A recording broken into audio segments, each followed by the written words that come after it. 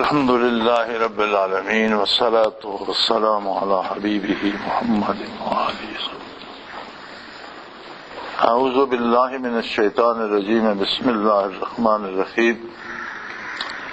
لا جناح علیکم ان طلقتم النساء ما لم تمسوهن او تفرضوا لهن فریضہ ومتعوهن علی الموسع قدره وعلی المقتر قدره متاعا بالمعروف حقا علی المحسنین۔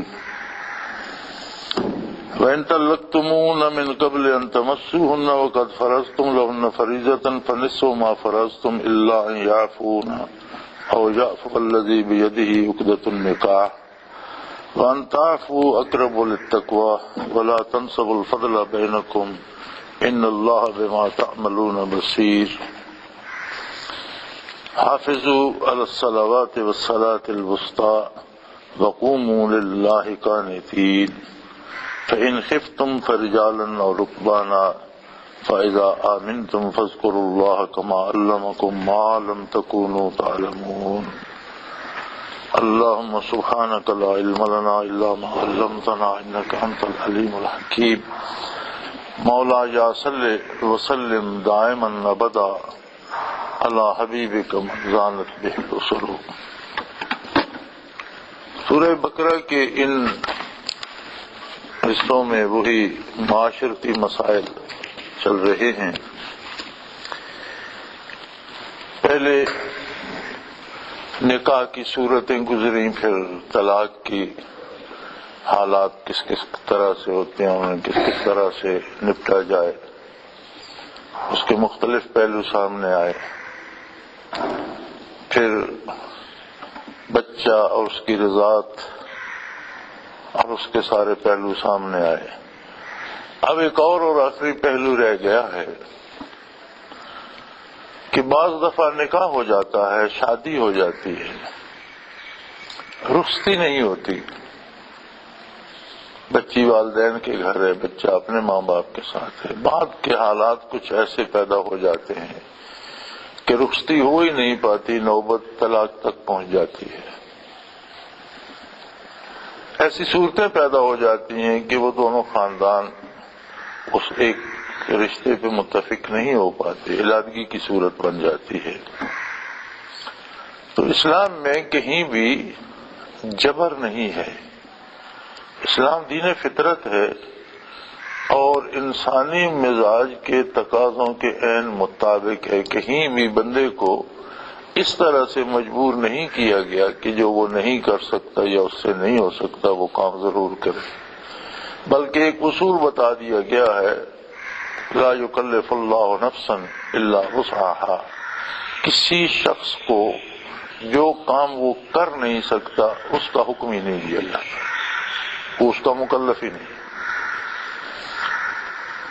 تو فرمایا اگر ایسی صورت سامنے آ جائے، لا جناح علیکم ان طلقتم النساء ما لم تمسوهن او تفرضوا لهن فریضہ، اس میں بھی پھر دو صورتیں ہوتی ہیں۔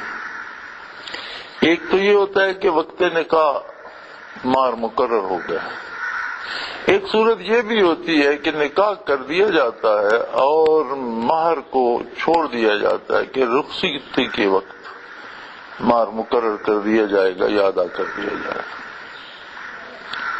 تو فرمایا کوئی حرج نہیں اگر دو متنفس، ایک بچی اور ایک بچہ آپس میں ان کا مزاج نہیں مل پاتا یا وہ اکٹھے زندگی گزار نہیں سکتے یا ان کی سوچوں میں تفاوت ہے، وہ مل کر رہنا نہیں چاہتے، ان کے لیے مشکل ہے نبھا، تو طلاق دینے میں کوئی حرج نہیں ہے۔ ولا لا جناح علیکم ان طلقتم النساء ما لم تمسوهن، ایسی بیویاں جن کے ساتھ خلوت صحیحہ نہیں ہوئی، جن کے ساتھ خاوند کو علیحدگی نصیب نہیں ہوئی، اگر رخصتی سے پہلے یا علیحدگی سے پہلے ایک صورت ایسی بن جاتی ہے کہ ان کے مزاج نہیں ملتے یا بچہ انکار کرتا ہے یا بچی انکار کر دیتی ہے کہ میرا نباہ نہیں ہو سکے گا، تو طلاق دینے میں کوئی حرج نہیں ہے۔ پھر اگر طلاق ہو جاتی ہے تو ایک باہمی فیصلہ ہے، آزادی ہے خاتون کو بھی بچی کو بھی کہ وہ اپنی عمر، اپنا مستقبل دیکھے، اپنی آخرت دیکھے، اور یہ اختیار ہے اس کے پاس کہ جہاں وہ سمجھے کہ میں مل کر یہاں رہ کر دنیاوی زندگی میری مشکل میں ہوگی، یا دنیاوی زندگی میں مجھے شاید دولت دنیا مل جائے لیکن میری آخرت تباہ ہو جائے گی، تو وہ انکار کر سکتی ہے۔ نکاح سے پہلے انکار کر سکتی ہے، تو اگر وہ اجازت نہ دے نکاح منعقد ہی نہیں ہوتا۔ اگر نکاح کے بعد اس پہ بعض چیزیں کھلتی ہیں اور رخصتی نہیں ہوئی، یا بچے کو بعض چیزوں کا پتہ چلتا ہے اور رخصتی ابھی نہیں ہوئی، تو ان میں سے کوئی بھی انکار کر سکتا ہے، یا دونوں خاندانوں میں کوئی ایسی بات آ جاتی ہے کہ وہ آپس میں سمجھتے ہیں کہ ہم گزارا نہیں کر سکتے، لہذا بچوں میں علادگی ہونی چاہیے، تو کوئی حرج نہیں، طلاق ہو جائے۔ اگر رخصتی نہیں ہوئی یا خلوت صحیحہ نہیں ہوئی، نکاح کے بعد اگر میاں بیوی کو علادگی میں کچھ وقت مل جائے تو وہ خلوت صحیحہ تصور ہوتی ہے اور اس پہ احکام بدل جاتے ہیں۔ لیکن اگر ایسا نہیں ہوا، ما لم تمسو ہونا، جنہیں تم نے چھوا نہیں ہے، اور پھر ایسی صورت ہے کہ ان کے لیے ابھی تم نے مہر بھی مقرر نہیں کیا، مہر کا مقرر کرنا بھی باقی تھا کہ وقت رخصتی ادا کر دیا جائے گا، یا اس وقت طے کیا جائے گا کہ کتنا ہو۔ وَمَتِّعُوهُنَّ، تو پھر ان کو کچھ نہ کچھ ضرور دو۔ مہر تو مقرر نہیں تھا، اگر مقرر ہوتا تو اس کے مسائل دوسرے ہوتے، لیکن وقت رخصتی مقرر کرنا تھا، مقرر تھا نہیں اور طلاق ہو گئی، تو پھر کچھ نہ کچھ علی الموسع قدرہ وعلی المقتر قدرہ، امیر پر اس کی اپنی حیثیت کے مطابق اور غریب پر اس کی اپنی حیثیت کے مطابق، جو تمہاری حیثیت ہے، جو تمہاری مالی حیثیت ہے، جس طرح سے تم جتنا کچھ دے سکتے ہو، تو چونکہ اس کے ساتھ نکاح ہوا تھا، پھر خلوت صحیحہ نہ ہوئی، علادگی نہ ہوئی، رخصتی نہ ہوئی، اور کسی وجہ سے طلاق ہو گئی، تو اس بچی کو بھی امیر آدمی اپنی حیثیت کے مطابق 2 جوڑے کپڑے دیتا ہے، 1 جوڑا کپڑا دے دیتا ہے، کچھ اور چیز جو اپنی پسند سے جتنا آسانی سے، لیکن اس کا حق بنتا ہے کہ اسے کچھ نہ کچھ دیا جائے، یعنی یہ دشمنی کی بنیاد نہ رکھی جائے، ایک دوسرے کو تنگ نہ کیا جائے، بلکہ اچھے طریقے سے علادگی بھی ہو۔ اگر علادگی ہی مجبوری ہے تو وہ بھی اچھے طریقے سے ہو، اور صاحب حیثیت اپنی حیثیت کے مطابق دے، غریب اپنی حیثیت کے مطابق دے، متاع بالمعروف، کچھ نہ کچھ دینا معروف طریقے سے، جسے ہر کوئی، معروف وہ طریقہ ہوتا ہے جسے عام آدمی بھی سمجھ رہا ہو کہ یہ درست ہے، ٹھیک ہے، جسے لوگ، معاشرہ، تمہارے رشتہ دار، تمہارے ارد گرد بسنے والے لوگ اس بات کو مناسب خیال کریں کہ اس نے اچھا کیا، بہتر کیا۔ حقاً علی المحسنین، یہ ضروری ہے ان لوگوں کے لیے جن کے دلوں میں اللہ نے اپنے لیے، اپنے حبیب پاک صلی اللہ علیہ وسلم کے لیے، اپنے دین کے لیے خلوص پیدا فرمایا، مخلصین کے لیے، محسنین کے لیے یہ واجب ہے، یہ ضروری ہے کہ وہ ایسا کریں۔ یعنی اگر زندگی مل کر نہیں گزار سکتے تو اس سے کسی دشمنی کی یا رنجش کی بنیاد نہیں بننے دینا چاہیے، کہ حسن اخلاق تو ہو سکتا ہے، تعلقات پھر بھی قائم رہ سکتے ہیں، زندگی کے دوسرے امور میں، دینی امور میں، معاملات میں، کاروبار میں، تجارت میں، پھر بھی ایک دوسرے کے ساتھ کوئی رشتہ تو رہ سکتا ہے، لہذا بگاڑ پیدا نہ کیا جائے۔ مقصد یہ ہے کہ اگر طلاق بھی ہوتی ہے تو وہ کسی دشمنی کا سبب نہ بنے، بلکہ 2 خاندانوں میں تعلق اور رشتہ داری اور میل جول چلتا رہے، اور خلوص جنہیں اللہ نے دیا ہے ان کے لیے یہ ضروری ہے۔ یا دوسری صورت ہے وَإِن طَلَّقْتُمُوهُنَّ مِن قَبْلِ أَن تَمَسُّوهُنَّ وَقَدْ فَرَضْتُمْ لَهُنَّ فَرِيضَةً، تم نے نکاح کیا اور اس وقت حق مہر مقرر کر دیا، رخصتی نہیں ہوئی، خلوت صحیحہ نہیں ہوئی، اور اس سے پہلے طلاق کی نوبت آ گئی تو جو مہر مقرر تھا فنصف ما فرضتم، اس کا نصف دینا ضروری ہوگا۔ اگر مہر مقرر نہیں تھا تو پھر اپنی طرف سے حسن اخلاق کے طور پر جو کچھ آپ دے دیں، اور اس طرح سے دیں کہ جیسی آپ کی حیثیت ہے، جسے لوگ سراہیں کہ اس نے بہتر کیا ہے، اچھا کیا ہے، اس کی اتنی ہی حیثیت تھی۔ کوئی ایک جوڑا دے دیتا ہے، کوئی ساتھ ایک زیور دے دیتا ہے، کوئی نقد دے دیتا ہے اپنی حیثیت کے مطابق۔ لیکن اگر خلوت سیاح سے پہلے طلاق ہو گئی اور مہر مقرر تھا تو جو مقرر تھا اس کا نصف دینا ضروری ہے۔ پھر آپ نے کوئی احسان نہیں کرنا، آپ کے ذمے ہے کہ جو آپ نے مقرر کیا تھا وہ نصف مہر ادا کر دے۔ ہاں یہ الگ بات ہے، الا ان یعفون او یعفو الذی بیدہ عقدۃ النکاح، یہ الگ بات ہے کہ آپس میں مل بیٹھ کر اگر بچی والے یا خود بچی معاف کر دیتی ہے، اس کا کچھ حصہ معاف کر دیتی ہے کہ جی 1 لاکھ مہر تھا 50,000 دینا، وہ کہتی ہے جی نہیں مجھے 5 دے دو بس ٹھیک ہے، مجھے 10 دے دو ٹھیک ہے، 25 دے دو 50 کی بجائے۔ یا اس کا ولی جو نکاح کا ذمہ دار تھا، اگر بچی اس محفل میں نہیں آتی، نا اتفاقی ہوگی، بچی اس میں حصہ نہیں لیتی، تو ولی جو نکاح کا ضامن تھا، جس نے نکاح کرایا، جس نے اجازت دی، اس کے پاس بھی اختیار ہے کہ وہ کچھ حصہ معاف کر دے۔ اور یہ سب کچھ اس لیے ہے کہ 2 بچوں کو مجبور نہیں کیا گیا مل کر زندگی گزارنے پر، انہیں اختیار دیا گیا۔ ایک عجیب بات ہے، ایک انگریزی کے 2 جملے 3 جملے لکھے ہوئے ہوتے ہیں شادی کارڈوں پر، اور عموماً 95% پر لکھے ہوئے ہوتے ہیں کہ شادیاں تو آسمانوں میں طے ہوتی ہیں، منائی زمینوں سیلیبریٹڈ انداز منائی وہ زمینوں پر جاتی ہیں۔ یہ پتہ نہیں کس نے یہ جملہ لکھا، کسی انگریز نے لکھا ہوگا، تو ہم چونکہ وہ انگریز کے پیچھے چلنا بڑا فخر سمجھتے ہیں تو پھر سب نے اپنا لیا۔ اگر شادیاں آسمانوں پہ طے ہو جاتی ہیں تو پھر بچی کے پاس ہاں نہ کا اختیار کیوں ہے؟ وہ تو طے شدہ بات تھی۔ آپ اس سے اللہ نے کہیں نوع انسانی کو مجبور و بے بس نہیں کیا، اختیار دیا ہے۔ بچے کے پاس بھی اختیار ہے، بچی کے پاس بھی اختیار ہے، حتیٰ کہ نکاح ہو جانے کے بعد خلوت سیاح نہیں ہوئی، رخصتی نہیں ہوئی، تو ابھی بھی اختیار دونوں کے پاس ہے کہ وہ پھر سے اندازہ کریں کہ ہمیں مل کر ایک خاندان کی بنیاد رکھنی ہے، ایک ایسا خاندان جو معاشرے کے لیے مفید ہو، جو نوع انسانی کے لیے مفید ہو، جو دین کے لیے، دین کے مطابق اور دین کے لیے کام کرنے والا ہو۔ اگر وہ سمجھتے ہیں کہ ہم مل کر دینی فرائض ادا نہیں کر سکیں گے، ہم مل کر کوئی اچھا خاندان نہیں بنا سکیں گے، ہم مل کر کوئی اچھی مثال پیش نہیں کر سکیں گے، تو ان کے پاس اختیار ہے کہ وہ علیحدہ ہو جائے۔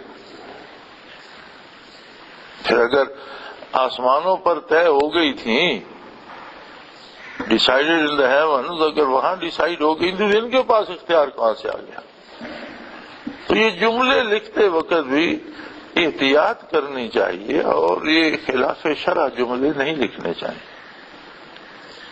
اللہ کی بڑائی اس میں نہیں ہے کہ وہ بندوں کو مجبور محض کرے، اللہ کی بڑائی اس میں ہے کہ اس نے بندوں کو اختیار دیا ہے، یہاں تک اختیار دیا ہے کہ میری ذات پر بھی ایمان لاتے ہو تو اس کا میں نے سارا اہتمام کر دیا، کتاب بھیجی، اپنا حبیب بھیجا، مسلسل رسول و انبیاء بھیجے، کتابیں بھیجی۔ اگر نہیں لاتے ہو تو جبر یہاں بھی کوئی نہیں، کائنات تمہارے سامنے ہے، میری قدرت کے مظاہر تمہارے سامنے ہے، میرا احسان تم پہ جاری ہے، تمہیں صحت دی ہے، مال و دولت دیا ہے، زندگی دی ہے، کھانے پینے کی نعمتیں دے رہا ہوں، کھانے کی توفیق دے رہا ہوں، صحت دے رکھی ہے، اولاد دے رکھی ہے، عزت دے رکھی ہے، حکومت و اختیار دے رکھا ہے، لیکن اگر تم میری بات نہیں ماننا چاہتے تو میں جبراً تم سے منوانا بھی نہیں چاہتا۔ کیونکہ انسان ایک ایسی اکائی ہے اللہ کی مخلوق میں جسے اللہ نے ایک عجیب شعور بخشا ہے جو انسان کے علاوہ کسی دوسری مخلوق میں نہیں ہے، نہ کسی مخلوق کی جرت ہے، حتیٰ کہ حاملین عرش فرشتے بھی یہ سوال کر ہی نہیں سکتے، سوچ ہی نہیں سکتے کہ اللہ کون ہے، اللہ کہاں ہے، اللہ کیسا ہے، یہ کائنات کا بنانے والا کون ہے، کیسا ہے، کہاں ہے۔ یہ شعور صرف انسانی مزاج کو بخشا گیا۔ اس کا جواب دینے کے لیے انبیاء اور رسول مبعوث فرمائے گئے، کتابیں عطا فرمائی گئیں، اور ہر نبی نے بنیادی طور پر معرفت الہی کا درس دیا۔ ہر نبی نے کہا لا الہ الا اللہ، اور ساتھ اپنی نبوت کا اعلان فرمایا کہ میں اللہ کی طرف سے بھیجا ہوا اس کا نبی ہوں، اور میں تمہیں یہی بتانے آیا ہوں۔ حتیٰ کہ آقا نامدار صلی اللہ علیہ وسلم مبعوث ہوئے اور کسی نئے نبی کی گنجائش باقی نہ رہی کہ آپ کی نبوت بعثت عالی سے لے کر ہمیشہ ہمیشہ کے لیے اللہ کے بندوں کی رہنمائی کے لیے موجود، اس کی برکات جاری و ساری، اس کے انعامات دائمی، اس کے اثرات ہمیشہ ہمیشہ کائنات پر محیط رہیں گے۔ جو جتنی جس میں سکت ہے، جتنا جو چاہے وہ جھولیاں بھر لے، دامن بھر لے، جتنا چاہے وہ حاصل کر لے۔ انما انا قاسم واللہ یؤتی، او کما قال رسول اللہ صلی اللہ علیہ وسلم، عطا رب کی ہے، تقسیم میں کر رہا ہوں، نہ رب کے خزانے میں کمی آتی ہے، نہ اس کا نبی رحمت صلی اللہ علیہ وسلم تقسیم کرتے ہوئے تھکتا ہے۔ اب جتنی جس کے دامن میں وسعت ہے، اور جتنی جرت ہے، جتنا دل وسیع ہے، جتنی محبت و الفت ہے، جو طلب ہے وہ حاصل کر لے۔ تو گویا یہ نظام ہمیشہ جاری و ساری رہا اور رہے گا کہ جب انسان کے ذہن میں، دل میں یہ خیال پیدا ہوتا ہے اللہ کون ہے، تو بتا دیا جائے کہ اللہ وہ ہے جس نے تجھے پیدا کیا، جو تجھے زندگی دے رہا ہے۔ وہ کیسا ہے؟ وہ واحد ہے، لا شریک ہے، ہر چیز پہ قادر ہے۔ وہ کہاں ہے؟ وہ ہر جگہ موجود ہے۔ تو اپنے دل کو صاف کر، اسے اپنے دل میں، اپنے سینے میں تلاش کر، تو دور کیوں جاتا ہے؟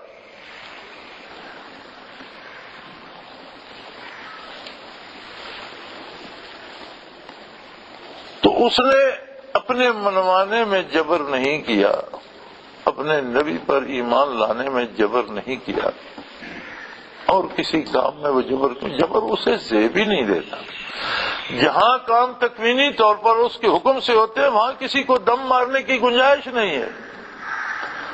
پیدا اس کے حکم سے ہوتا ہے، وہ کوئی مشورہ نہیں کرتا، کسی سے نہیں پوچھتا، شکل اپنی پسند سے بناتا ہے، کسی سے نہیں پوچھتا، قد کاش اپنی پسند سے بناتا ہے، عقل و شعور، فہم و فراست اپنی پسند سے دیتا ہے۔ کوئی اس کا کیا کر سکتا ہے؟ کوئی کبھی کسی کو خیال آیا ہے؟ لوگ جو کر نہیں سکتے وہ سوچتے بھی نہیں۔ انسانی مزاج ایسا ہے کہ جہاں وہ کچھ کر نہیں سکتا ان باتوں کو وہ سوچتا بھی نہیں۔ کوئی نہیں سوچتا کہ میرا قد بڑا ہوتا، میرا قد چھوٹا ہوتا، میرا رنگ گورا ہوتا، میرا جو ہے، دونوں آنکھیں یہاں ہوتی، ایک یہاں ہوتی، کوئی نہیں سوچتا اس طرح۔ کان اس طرح ہے، ایک یہاں ہوتا، یہاں نیچے، اور کبھی کسی نے سوچا ایک آنکھ پیچھے بھی ہوتی، دو تین ہو جاتی، کوئی اس طرح سوچتا ہی کوئی نہیں۔ تو پھر یہ کیوں سوچتے ہیں کہ اللہ کون ہے، اللہ کہاں ہے؟ اس کا مطلب ہے کہ یہ کام وہ کر سکتا ہے، اللہ کو تلاش کر سکتا ہے، اللہ کو پا سکتا ہے، یہ استعداد اس میں دی گئی ہے، اس لیے وہ سوچتا ہے۔ اور جب سوچتا ہے تو اللہ کے نبی صلی اللہ علیہ وسلم سے جواب بھی پاتا ہے، پھر اللہ سے واصل بھی ہوتا ہے، پھر اللہ سے دن بھر باتیں کرتا ہے۔ دن میں 5 دفعہ تو اللہ نے فرض کر دیا کہ دن میں 5 دفعہ دن کو شروع کرنے سے پہلے مجھ سے بات کرو۔ کام کاج سے تھکتے ہو، دوپہر کو سستانے لگتے ہو، مجھ سے بات کرو۔ کام پہ چلے جاتے ہو، ختم کر کے آتے ہو، مجھ سے بات کرو۔ دن ختم ہوتا ہے، مجھ سے بات کرو۔ تم ساری مصروفیات ختم کر کے سونے کو جا رہے ہو، مجھ سے بات کرو۔ 5 ملاقاتیں تو اس نے فرض کر دی کہ 5 دفعہ تو میرے ساتھ بات کرو۔ اور باقی سارے اوقات کے لیے اس نے فرمایا کہ سب کچھ بھول جاؤ لیکن میرا نام لینا کبھی نہ بھولو، اللہ اللہ کرتے رہو، مجھے یاد کرتے رہو، سارا جہان بھول جاؤ، 2 جہان بھول جاؤ لیکن میری یاد مت بھولو، کبھی نہ بھولو، ہر لمحہ ہر آن۔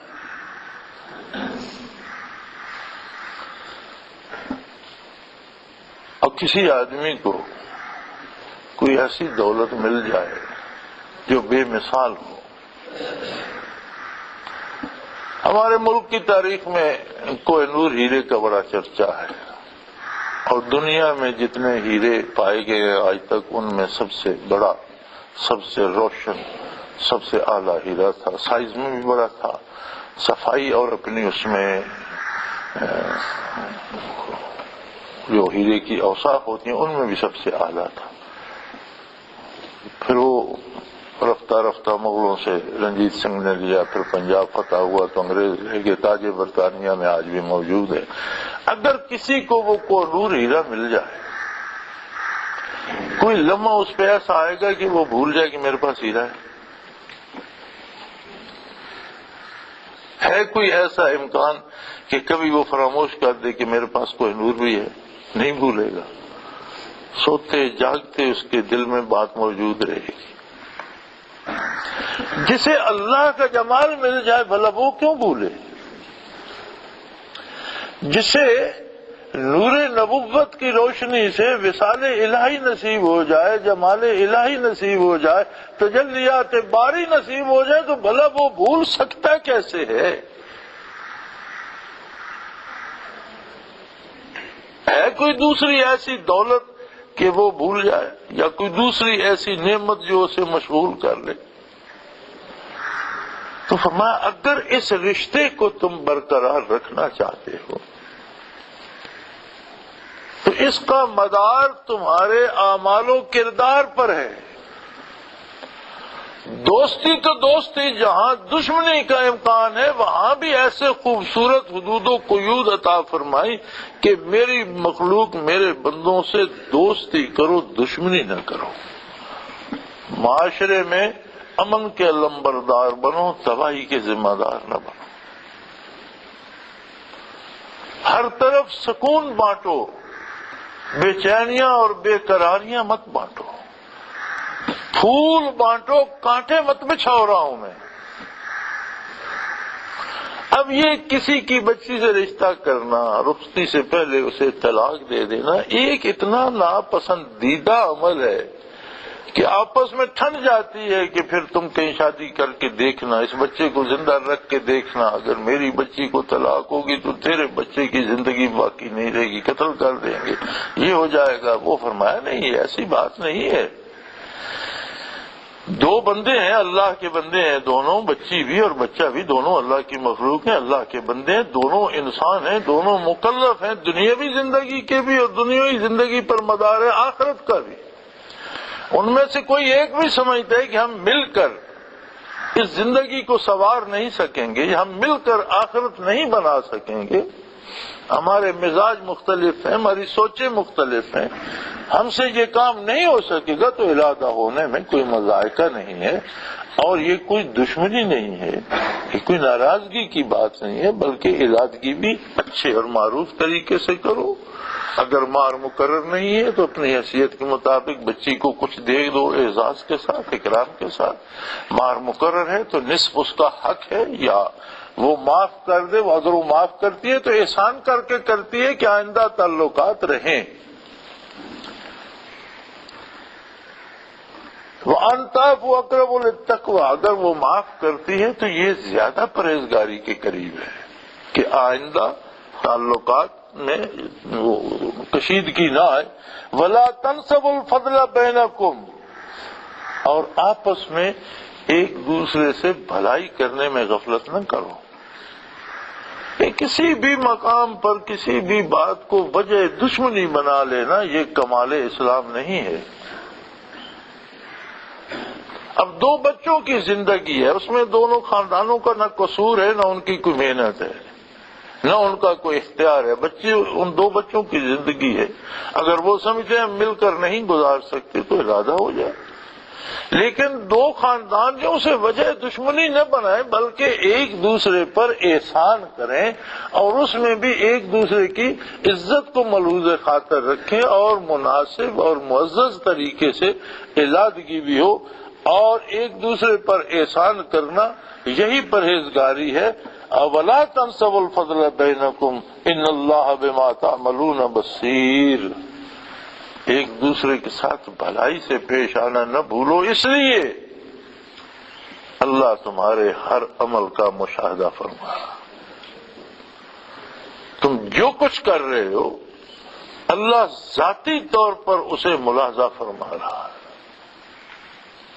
بندے کی نیت میں کتنا بھی کھوٹ ہو، وہ چار شریف آدمیوں میں بیٹھا ہو تو کوئی غلط بات منہ سے نکالنے سے اعتراض کرتا ہے کہ اتنے لوگ یہ پاس بیٹھے ہیں، یہ سن رہے ہیں، یہ کیا سوچیں گے، یہ کیسا آدمی.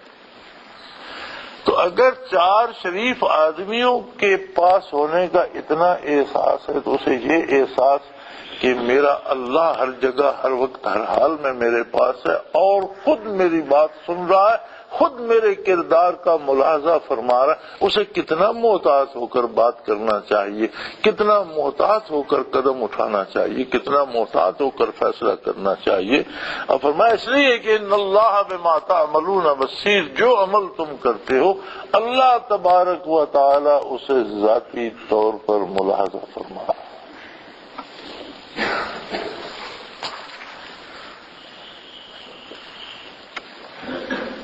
اس سے آگے وہی بات عبادات والی چل نکلی جس میں عرض کر رہا تھا کہ اللہ نے 5 وقت تو اپنی ملاقات کے لیے طلب فرمایا ہے.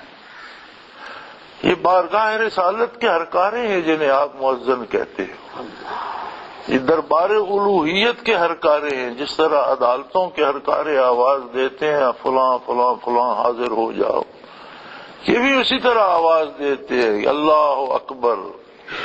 تمہاری مصروفیات، تمہارے کام، تمہاری دنیا، تم کوئی بھی بڑا نہیں، بڑا اللہ ہے. کبریائی اسے زیب دیتی ہے اور اس کی بارگاہ کی حاضری کا وقت ہو گیا ہے. حی علی الصلاۃ، اللہ کی بارگاہ میں حضوری کے لیے جلدی جلدی آئے. حی علی الفلاح، اسی میں بہتری ہے، بھاگو اس کی طرف.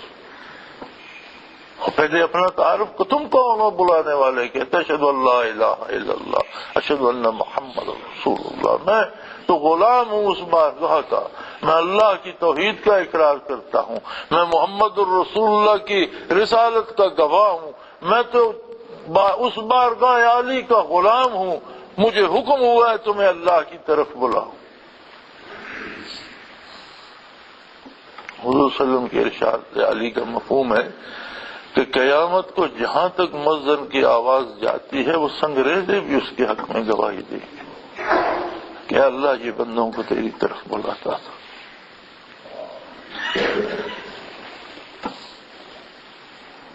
تو بنیادی بات